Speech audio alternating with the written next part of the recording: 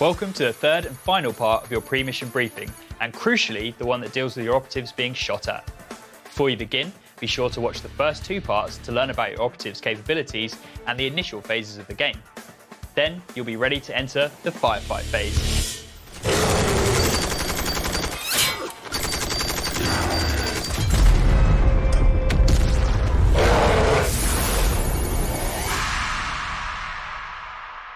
Once the initiative and strategy phases have been completed, it becomes time for the kill teams to take action. The player with the initiative selects one of their operatives to activate and chooses whether they have the engage or conceal order. We'll go into what these mean a little later, but in broad terms, the engaged operative is one acting aggressively and attacking their enemies, while a concealed operative is moving stealthily and trying to avoid enemy fire. The active operative now chooses which actions to take, spending action points up to a maximum of its APL characteristic. These can include universal actions usable by all operatives, such as move and shoot. There are also unique actions specified on the operative's data card, or mission actions determined by the scenario chosen. This operative will spend its first action points to move. To do so, it may move up to its movement characteristic in straight line increments of at least one triangle. If a particular increment would be less than that, it is rounded up to one triangle regardless. In the course of this move, the operative may not come within engagement range of an enemy operative, and it may not take this action if it begins its activation already within engagement range. Now that they've moved into a good position, this operative is going to take the shoot action, which can only be taken by operatives with the engage order mentioned earlier. First, select a valid target, which must be an enemy operative in line of sight that has no friendly operatives within their engagement range. It's important to note that if the enemy operative is partially obscured by a terrain piece and is selected the conceal order, they are not a valid target for the shooting attack. Then, choose one ranged weapon they possess and roll as many dice as shown by the weapon's attacks characteristic. Each die that meets or exceeds the weapon's ballistic skill characteristic is considered a successful hit. Make sure to keep track of every 6 rolled, as this is called a critical hit. Once the attack dice have been rolled, the defender rolls a number of defense dice equal to their defense characteristic.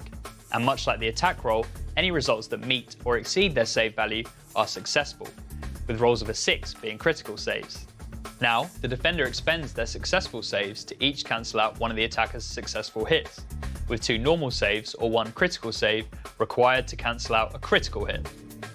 When all the defense dice have been expended, any remaining successful hits do their listed damage to the target's wound characteristic.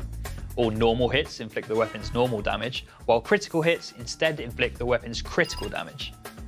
Finally, if the attack reduced the target's wound characteristic to 0 or less, that operative is incapacitated and removed from the kill zone. Now that the operative has expended all of their action points, their order token is flipped over to indicate they've taken their turn. It is now the other player's turn to select one of their own operatives to activate. On their turn, the player decides to have one of their operatives make a charge action. This involves making a normal move, as described in this video, with a few key changes. Firstly, the operative may move an extra circle while charging across the kill zone. However, they must end their action within engagement range of an enemy operative, and may not move out of an enemy operative's engagement range if they pass into it in the course of the move. Once this move is resolved, the enemy operative decides to take a fight action and try running their opponent through. They select one target within engagement range, one weapon they possess, and roll their attack dice just like when taking a shoot action. However, instead of rolling the defense dice, the opponent also chooses one of their own weapons and makes their own attack rolls in the same way. Beginning with the attacking operative, players take it in turns to resolve one of their successful hits. To do this, pick one success from the dice they rolled and choose whether to strike or parry. Strikes deal damage to their opponent equal to their normal damage, or critical damage in the event of a critical hit, while parries are expended to discard one of the opposing combatant's own successful hits. However, a critical hit is required to parry an opposing critical hit. Expending 2 normal hits won't work this time. Damage is resolved as normal, and once the enemy operative has expended all of their action points, it is time for the first player to select their next operative to activate.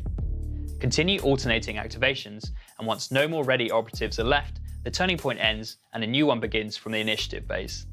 Once 4 turning points are passed, the game ends. Congratulations, you're ready to enter the kill zone and add another glorious victory to your tally. These rules will get you into your games of Kill Team quickly and effectively, but be aware that many more rules and concepts remain in the core book to enhance your games even further. You'll find more actions, objective-based gameplay, cover and terrain mechanics, special weapon rules, and more waiting for you. And you can look out for further faction army lists, such as those found in Kill Team Octarius. For the next steps in your Kill Team career, check out the whole Kill Team range and take your expertise in close quarters special operations to a whole new level.